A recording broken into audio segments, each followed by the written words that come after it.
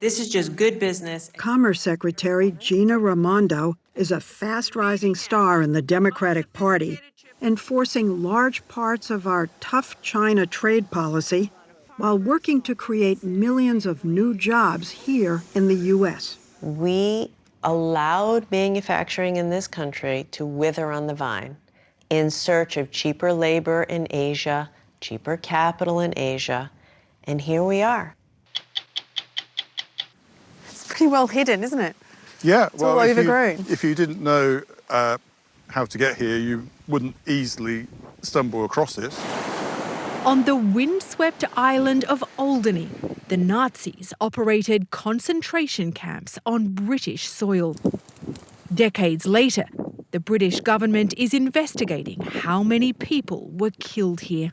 Why might the British government have tried to cover up what happened on the Channel Islands? So, are you math geniuses? Not at all.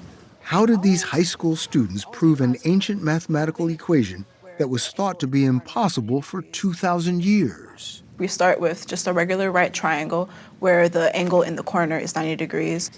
Then we start creating similar but smaller right triangles, and then it continues for infinity. Am I going a little too? You've been beyond me since the beginning.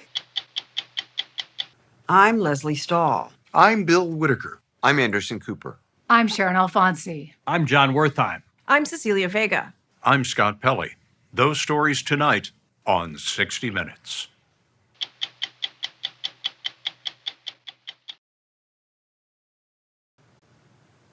What does the Secretary of Commerce do? Until now, mainly promote U.S. businesses abroad.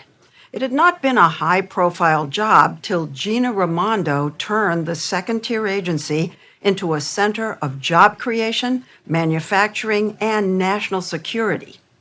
Once the governor of Rhode Island, Raimondo, at 53, seems to have come out of nowhere to become a rising star of the Democratic Party and of the Biden administration. As Commerce Secretary, she's running new projects that, as we first reported in April, could touch the lives of every American.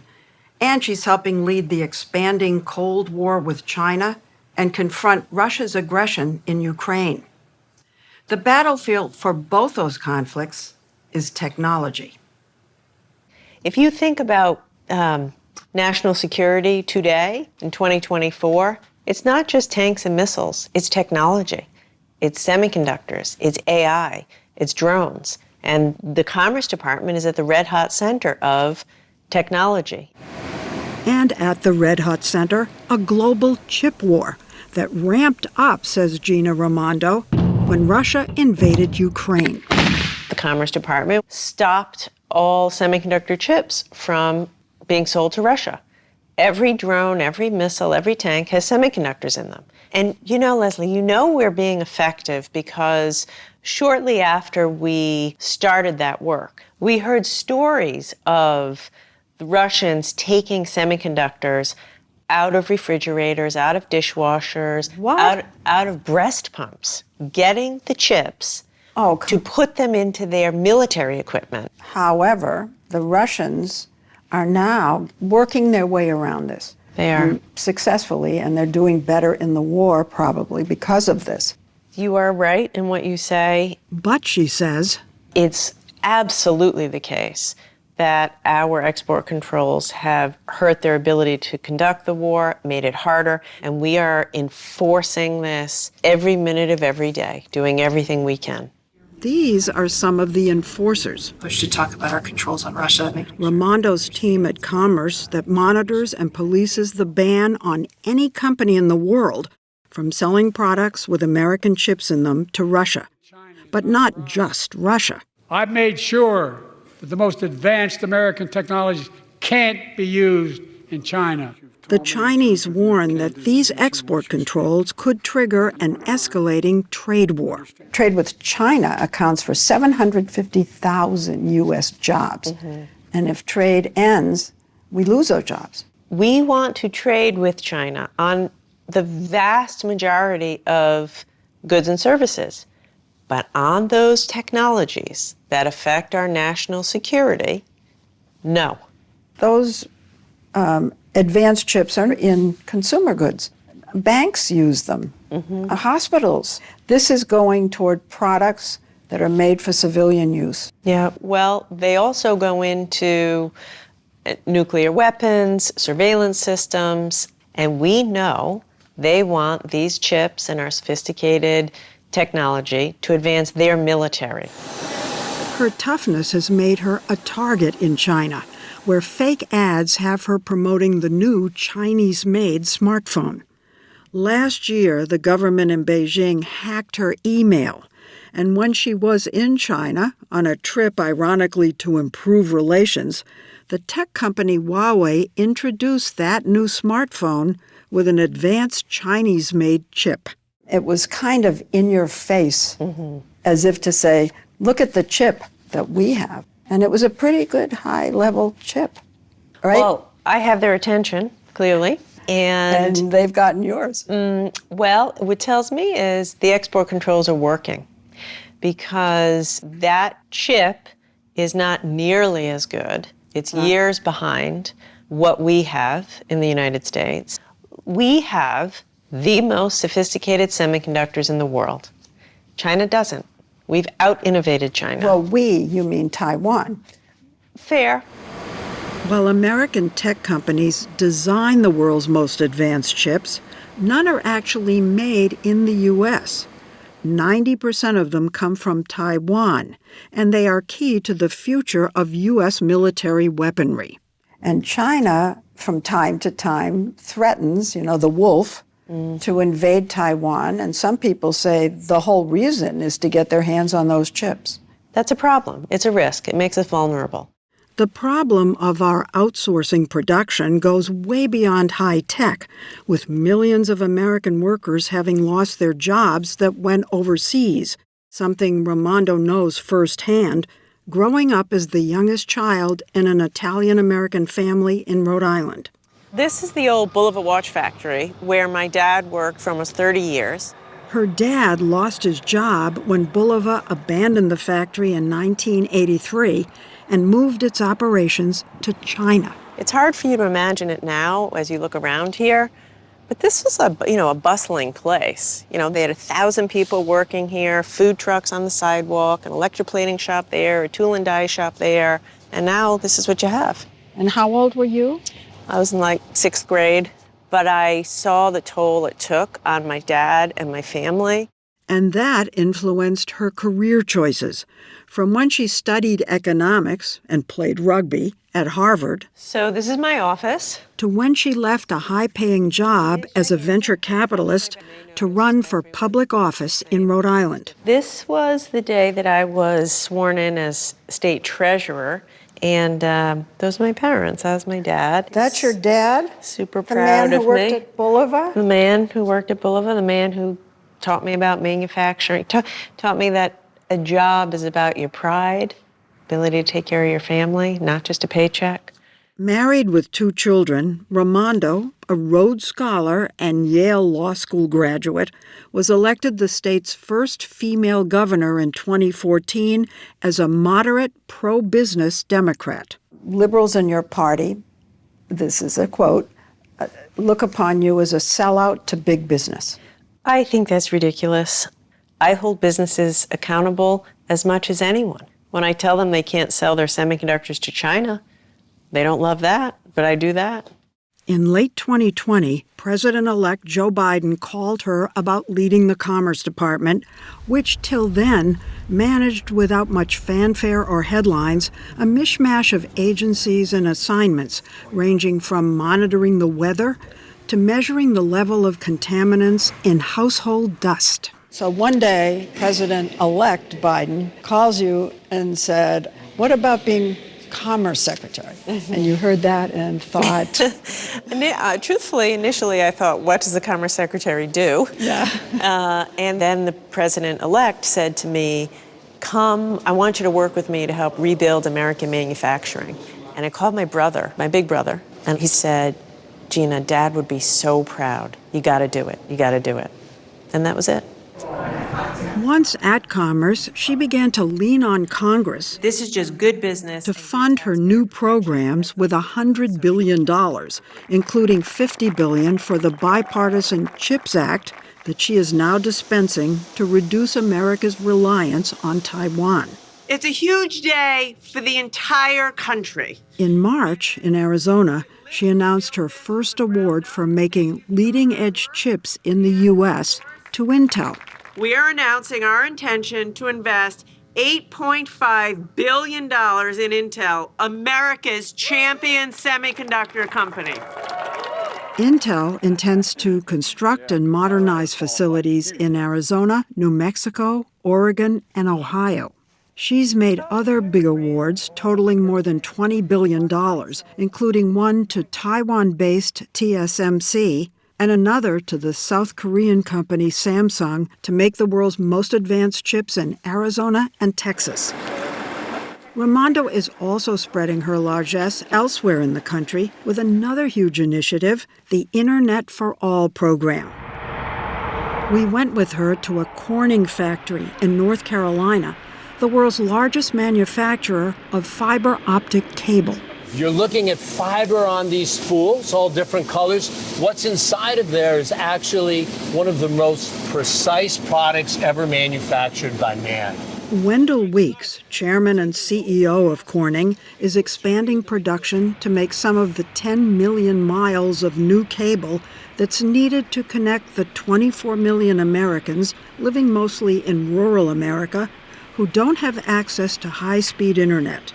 And under prodding by Raimondo, he's investing Corning's own capital to do it. We've invested another $500 million and doubled our footprint for the U.S. When you're spending all this money to connect, small numbers of people who live miles away, the expense almost doesn't make sense. It does make sense. The internet is no longer a luxury. You need it to see the doctor, to go to school, to do your business, to pay your bills, to sign up for, Social Security. Everyone has electricity in this country. Everyone ought to have the internet. Together, she says, the Internet for All and the CHIPS Act initiatives will create about 500,000 jobs by 2030. But Wall Street is skeptical. Intel, for example, recently reported $7 billion in operating losses. When you go to pick these different companies to give the money to, it's social industrial policy, something, we gave up because it was shown that private industry does a better job picking. You're smiling. Well, do they? Because in the case of semiconductors, the market didn't get it right. How did we lose this? We allowed manufacturing in this country to wither on the vine in search of cheaper labor in Asia, cheaper capital in Asia, and here we are. We just pursued profit over national security. There are strings attached to these grants. They have to provide daycare. You want them to have a diverse workforce. Be union workers? That is not social policy, Leslie. Sounds like it. It's math. This is pure math. You won't have enough workers to do the job unless you figure out how to get women working in the facilities. But on that point, if they need women and women need daycare, that's a decision for the company to make. Why mandate it if it's what they need? It's not mandated. To be clear, these are not mandates. But it's written in there. It is written, but you know what's funny? I never hear complaints about this from the companies. The only complaints I have are from politicians. In her nearly 4 years in Washington, Raimondo has elevated the Commerce Department and its secretary into a high-profile player. China wakes up every day figuring out how to get around our regulations. We got to wake up every day that much more relentless and aggressive. So I bring it every day. So here comes the inevitable, obvious question that you know is coming your way. You are on a list of future presidential candidates. Does that sound good to you? Is it appetizing? What sounds good to me is being the best Commerce Secretary there's ever been. One qualification for high office is being able to duck a question like that. Or a question about what role she might play in the next administration should Kamala Harris win the White House. Secretary Raimondo isn't saying, but rumor has it she'd be interested in becoming the next Treasury Secretary.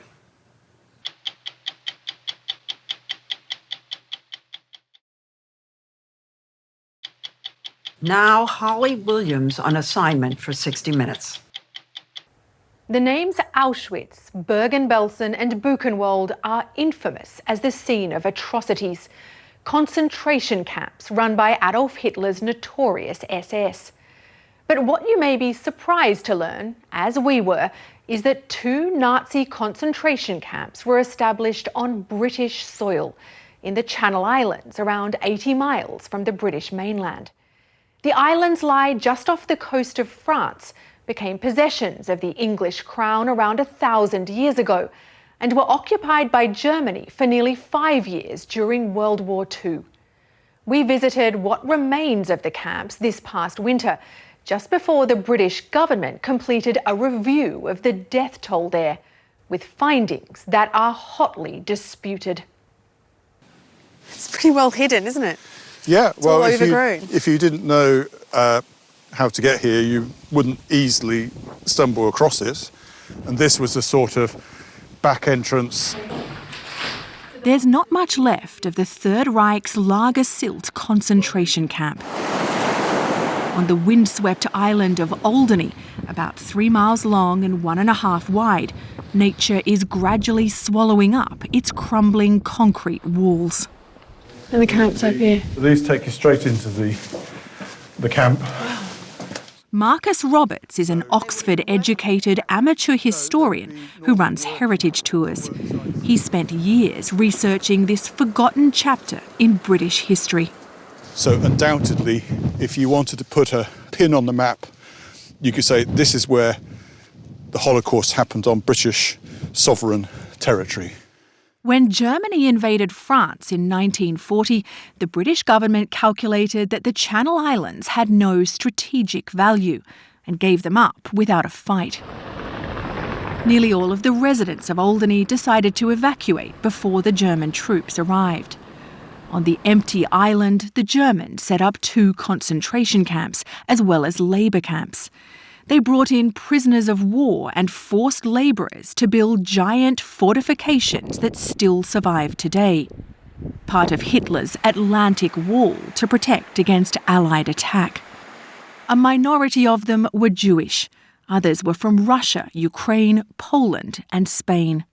I understand this was called the Tunnel of Death. Yes, it was notorious in the memory of prisoners. On 2 occasions they were forced to cram in here in an apparent rehearsal for their own death. After the war, in 1945, the British military investigated the camps and put the death toll on Alderney in the low hundreds. Some of those who lost their lives were buried under this plot of land. But Marcus Roberts and others argue that more than 10,000 must have died on the island based on controversial calculations about the size of the labour force needed to build the fortifications. Roberts told us it's because he's Jewish that he's determined to count all of the dead. There's the Jewish instinct to, leave no one behind. You're trying to make sure that all the Jewish dead are counted. Remembered. If you don't remember a life, it's as if they never lived at all. Most academics dispute Roberts's estimate of the death toll. But partly as a result of those disagreements, last year the British government appointed a team of researchers to comb through archives across Europe and more accurately count the number of prisoners who died on Alderney. Dr. Gilly Carr, an archaeologist at Cambridge University, is coordinating the review. Why is this just a document search, not a dig? It is likely that some of the people in mass graves were Jewish, and according to halakha, or Jewish law, you cannot disturb the dead. But the second reason is that according to prisoner statements, Some people were dumped at sea or thrown off cliffs. What are we going to do? Dig up the entire island? Well, we can't do that. The researchers are drawing on rich material. The Nazis were meticulous record keepers, and British archives contain first-hand testimonies from survivors. Look at this. We were beaten with everything they could lay their hands on, with sticks, spades, pickaxes. It sounds absolutely ghastly. On certain days, 5 to 6, up to 10 men died. Dr. Carr told us there's no evidence that gas chambers were used on Alderney, but there were summary executions, and the prisoners built the Nazi fortifications on starvation rations. Were they taken to Alderney to be worked to death? They were certainly seen as expendable. The aim was to get every ounce of work out of them, and if they died, it didn't matter, and that was kind of perhaps expected. They were disposable human beings? Yes, yes. How did your father end up in Alderney? At a pub in the Channel Islands, we met Gary Font.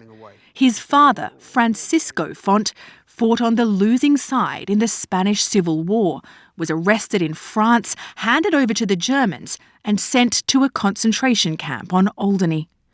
Francisco survived and later married a British woman, Gary's mother. He witnessed the execution of a young Soviet boy who decided to leave the working detail and to change his footwear. So he decided to pick up these paper bags and wrap them round his feet and then tie them with string. And a SS guard had seen him do this and walked up to him and shot him point blank range. Gary told us his father's experiences left him scarred. I saw the emotion on his face.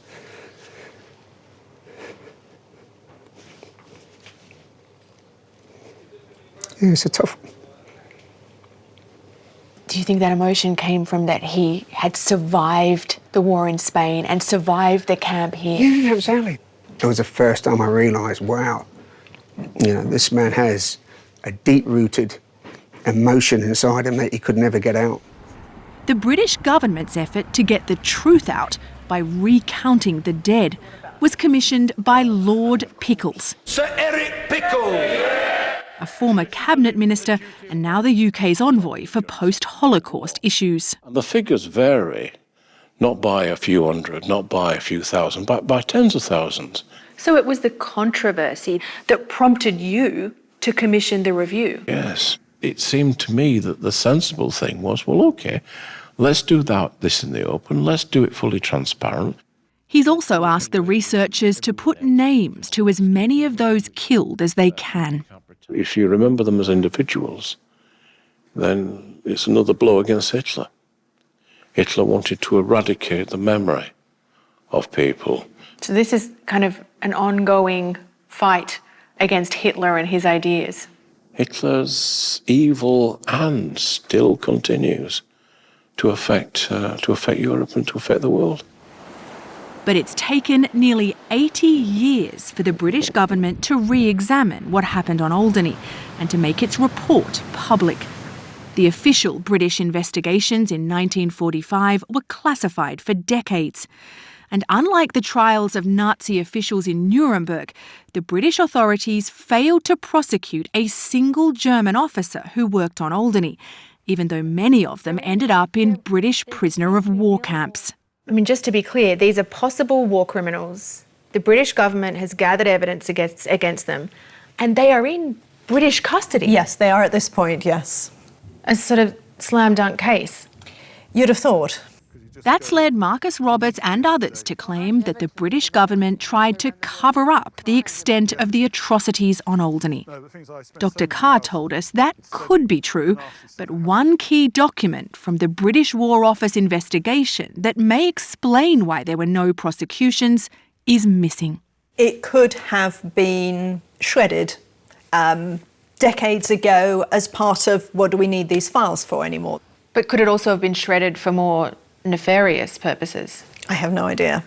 In order for me to say there was a cover-up, I want to see the decisions taken, I want to look through those steps and to make up my own mind. Why might the British government have tried to cover up or whitewash what happened on Alderney and maybe more broadly on the Channel Islands? There are some things that happened that might not, that the British government might not necessarily have wanted a wider audience to know about. Those things, once feared too troubling for the broader public, happened on 3 of the other Channel Islands, where most residents did not evacuate before the occupation. When the Germans arrived, the locals mostly cooperated, often with little choice. Hitler's portrait was hung outside this cinema on the island of Guernsey. Nazi propaganda showed the British police working for German troops. And British newspapers on the islands printed orders from Berlin. This is a British newspaper and it's got the swastika on top. That's right. At the official archives on the island of Jersey, Linda Romerell showed us how British officials implemented Nazi policies, asking Jewish residents to identify themselves and then confiscating their assets. There was a huge amount of requisitioning of people's houses, people's property during the occupation period. But some resisted, risking punishment to paint anti-Nazi graffiti and illegally listening to British news on the radio. That's my great-aunt Louisa. I suspect that she was probably quite steely. One member of the resistance was Louisa Gould, who hid an escaped Russian prisoner in her home for nearly 2 years. And this is the house. Yeah. Jenny Lecote told us when her great-aunt Louisa was finally caught, she was sent to Ravensbrück concentration camp in Germany. She was killed in a Nazi gas chamber. She was gassed to death, yeah. After the occupation, did the British government get in touch with your family to talk about what Louisa had done during the occupation and about her murder by the Nazis? The British government, I think, were kind of ashamed. They were horrified that it had happened, and they didn't really want to get too involved in what had gone on there. Not wanting to talk about the resistance or not wanting to talk about the occupation at all? Well, it was such a mixed picture. There were people who had resisted the Germans as much as resistance was possible within a tiny 9 by 5 mile island. And there were also people who'd collaborated. Some people had betrayed their own country. The only possible legislation was treason, which was still a hanging offence. They didn't want to get into that. That was the confusing, messy, dirty mixed picture of the Channel Islands occupation. More of that messy, dirty history was revealed when the British government published its review in May. According to the new count, over 1,000 may have died in the camps. Predictably, it hasn't satisfied everyone. Some kind of a apology and, moral recompense would be helpful. You want the British government to apologise for not having prosecuted alleged war criminals? Yes, I think it would be appropriate for them to recognise what should have been done didn't happen. The horrors carried out on this tiny, remote island are difficult to imagine. The victims were silenced and buried. But now, nearly 8 decades later, they're finally being counted.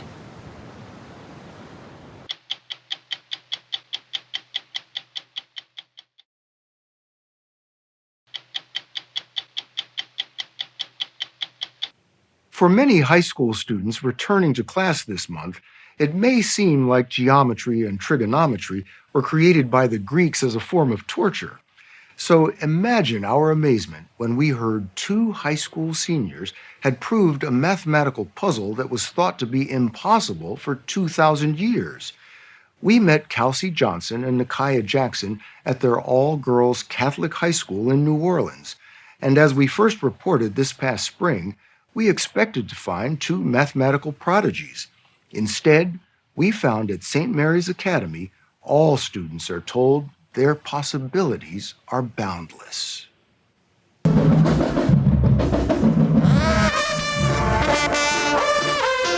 Come Mardi Gras season, New Orleans is alive with colorful parades, replete with floats and beads and high school marching bands. In a city where uniqueness is celebrated, St. Mary's stands out, with young African-American women playing trombones and tubas, twirling batons and dancing, doing it all. which defines St. Mary's, students told us.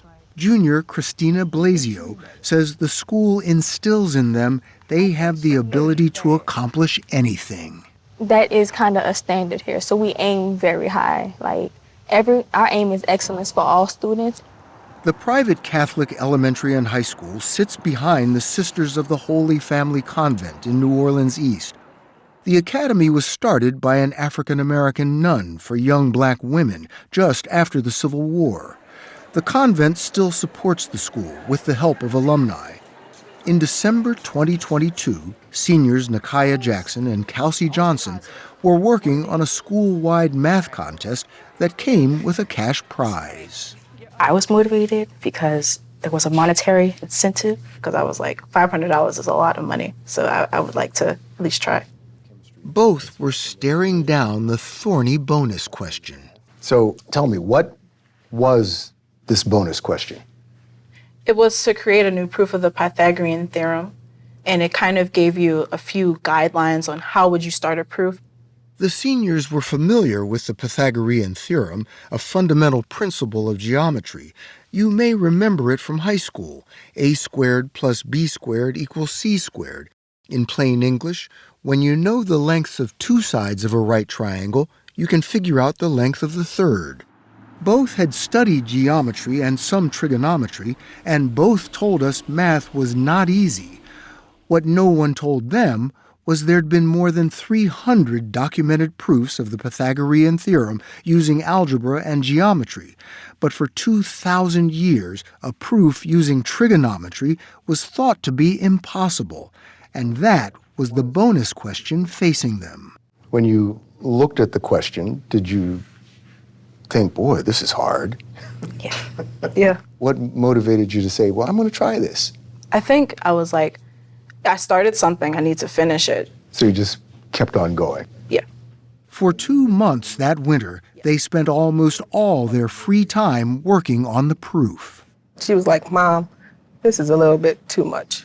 Cece and Cal Johnson are Kelsey's parents. So then I started looking at what she really was doing, and it was pages and pages and pages of like over 20 or 30 pages for this one problem. Yeah, the garbage can was full of papers where she would, work out the problems, and if that didn't work, she would ball it up, throw it in the trash. Did you look at the problem? Naliska Jackson is Nakaya's mother. Personally, I did not, because most of the time I don't understand what she's doing. What if we did this? What if I write this? Does this help ax squared? Their math teacher, Michelle Bluen-Williams, initiated the math contest. And did you think anyone would solve it? Well, I wasn't necessarily looking for a solve, so no, I didn't. What were you looking for? I was just looking for some ingenuity, Kelsey and Nakaya delivered on that.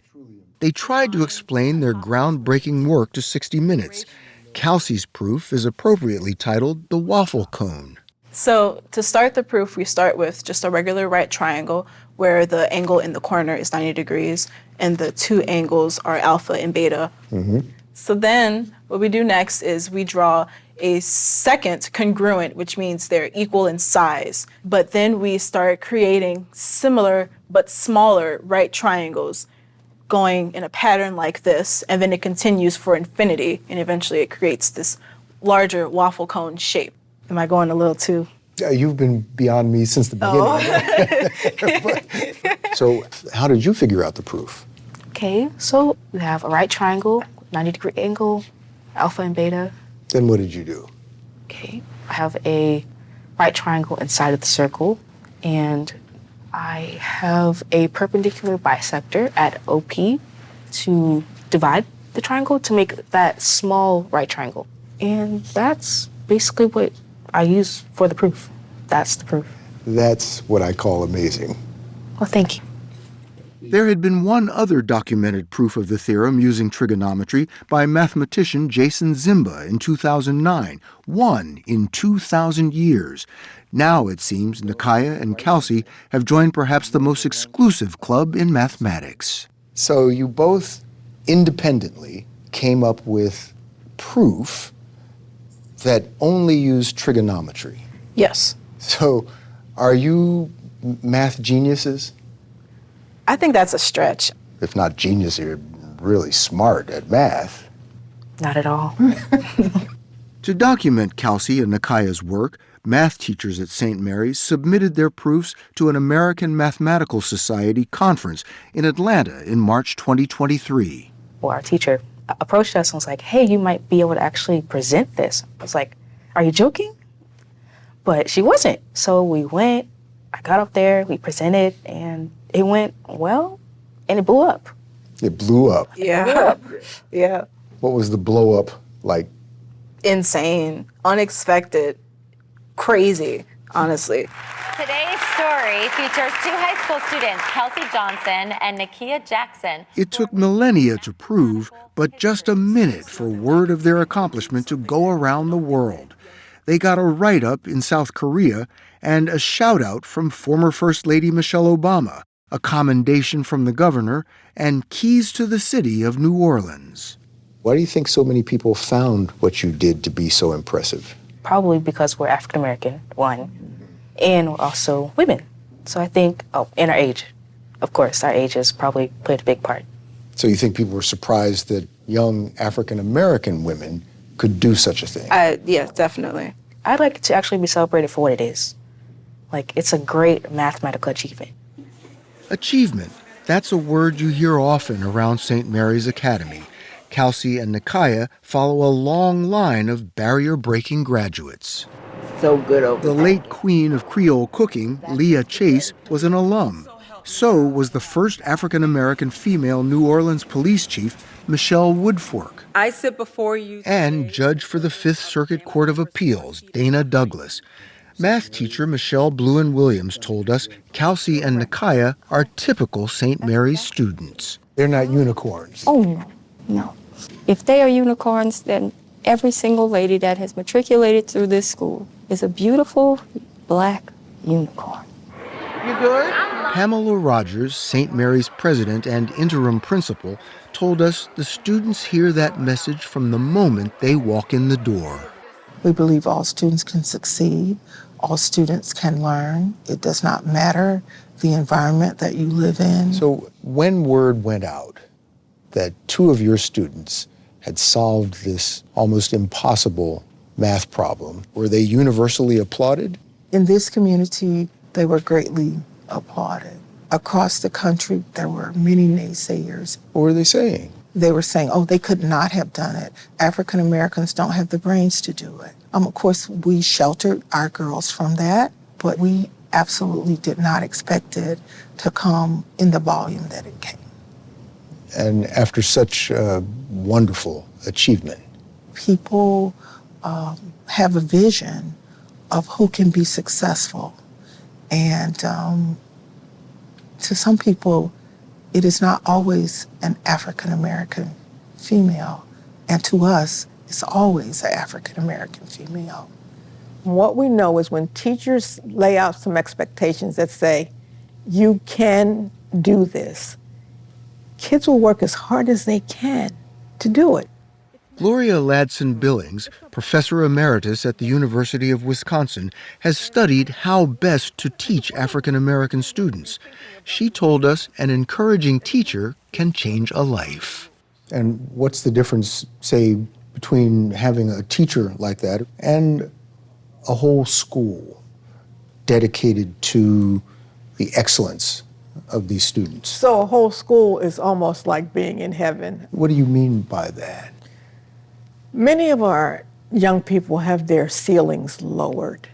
That somewhere around 4th or 5th grade, their thoughts are, I'm not going to be anything special. What I think is probably happening at St. Mary's is young women come in as perhaps 9th graders and are told, here's what we expect to happen, and here's how we're going to help you get there. Who is the author of this story? At St. Mary's, half the students get scholarships subsidized by fundraising to defray the $8,000 a year tuition. Here, there's no test to get in, but expectations are high and rules are strict. No cell phones, modest skirts, hair must be its natural color. Students Raya Sadiq, Summer Ford, Carissa Washington, Tatum Williams, and Christina Blasio told us they appreciate the rules and rigor. Especially the standards that they set for us. They're very high, and I don't think that's ever going to change. So is there a heart, a philosophy, an essence to St. Mary's? The sisterhood. Sisterhood. The sisterhood. Yes. And you don't mean the nuns, you mean I mean, yeah. you. So when you're here, there's just no question that you're going to go on to college. College is all they talk about. And Arizona State University. Principal Rogers announces to her 615 students the colleges where every senior has been accepted. So for 17 years, you've had a 100% graduation rate and a 100% college acceptance rate. That's correct. Nakaya Jackson. Last year, when Nakaya and Kelsey graduated, all their classmates went to college and got scholarships. Nakaya got a full ride to the pharmacy school at Xavier University in New Orleans. Kelsey, the class valedictorian, is studying environmental engineering at Louisiana State University. So wait a minute. Neither one of you is going to pursue a career in math? No. No. I may take up a minor in math, but I don't want that to be my job. Yeah. People might expect too much out of me if I become a mathematician. But math is not completely in their rearview mirrors. This spring, they submitted their high school proofs for final peer review and publication, and are still working on further proofs of the Pythagorean Theorem. Since their first two, We found 5, and then we found a general format that could potentially produce at least 5 additional proofs. and you're not math geniuses. No. I'm not buying it.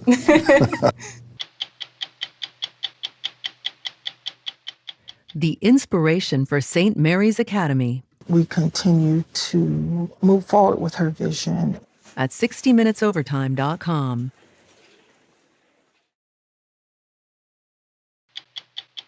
I'm Bill Whitaker. We'll be back next week with another edition of 60 Minutes.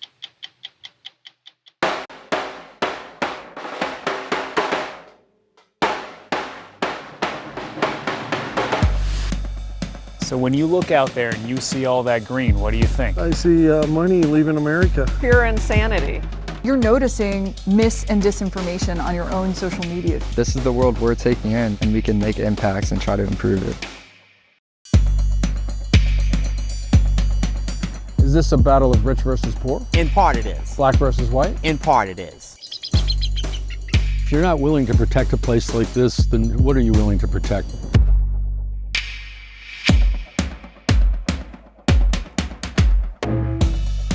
Go for me, go for 3, 1, 2, 3, go!